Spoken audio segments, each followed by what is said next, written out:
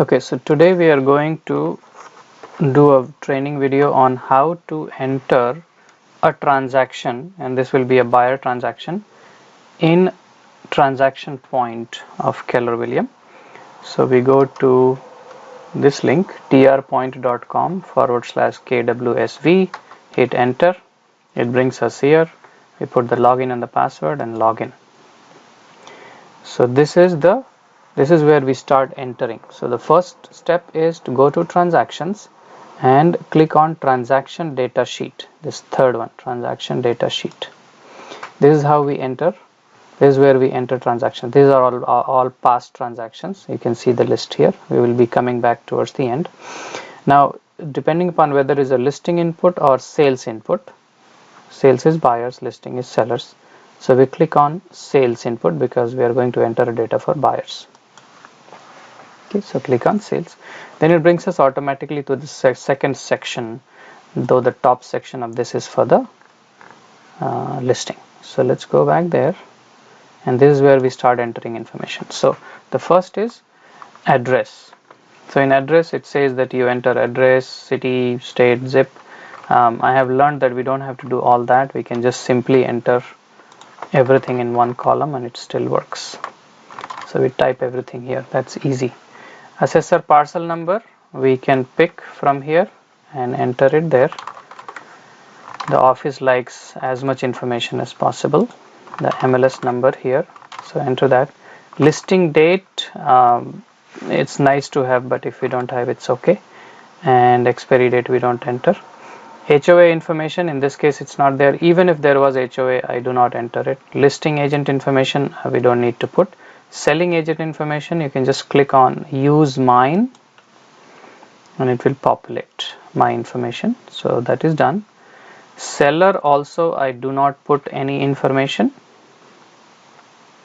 We can put this information, acceptance details. So list price, let's see what the list price was. List price was this, 825 500, and the sale price was 840. 840. Type of sale we don't need to put. Accepted date in this case was 4/29/2017.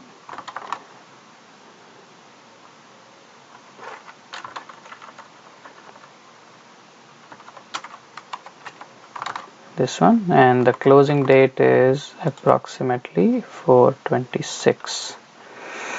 And then we can skip all of this, and selling commission we can put 2.5%. And this is all we need to put here. We can skip all of these things.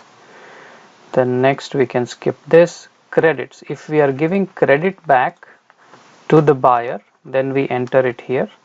So we say buyer's agent credit to buyers, and this who pays is the agent's name, and the amount in this case is, we have to check the contract and see what it says. Buyers, Shripad Mauri contract, and we may have an addendum credits. So we have Yajnesh is giving 3150, so that's what we need to put, 3150. Put a $sign. Okay, that's that. And then we need to put buyer's information. So here we have buyer's name, buyer's first name, last name. Again, I don't put first name, last name separately. We can just put all in one. So Shripad's information goes here, and then buyer 2, the second buyer information goes here, and that's all. We don't need to put any email ID or anything like that. We directly go to, we don't need to put other brokers information. We don't need to put TC information. This is important. We do need to put the escrow information because that's where they need to send the demand. So again, first name, last name, it just goes everything in one name. and the name of the title company is going to be Old Republic Title Company, and then email is very important. So Christine Hart's email goes here, and we put the escrow number. Escrow number is important, and that is pretty much all the information we need to put, nothing else. So we do save and exit in this case, and it will ask you to limit this data to TCs only. We click on it and leave the CC me here and enter yes. So the data entry is done. This tells you who all got this information. That's good, but the data entry is done. Now the next step will be the office is going to assign a transaction number right here, just like this number. They will assign a transaction number here. Once that transaction number is assigned, then we have to log in and we will get notified that it is done. Then we need to come back into transaction point and we click on this TRN 48133 after the transaction number has been assigned. So we click on this and we print.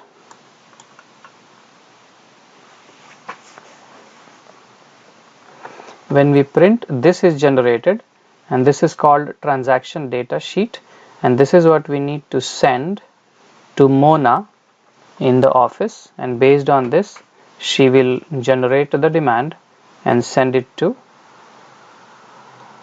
the title company. We have to specify about in the email we should specify about the credit and all that. She forgets. So this is all the step that is needed to be taken to enter the data in transaction point and create this data sheet and send it to the admin. That's all.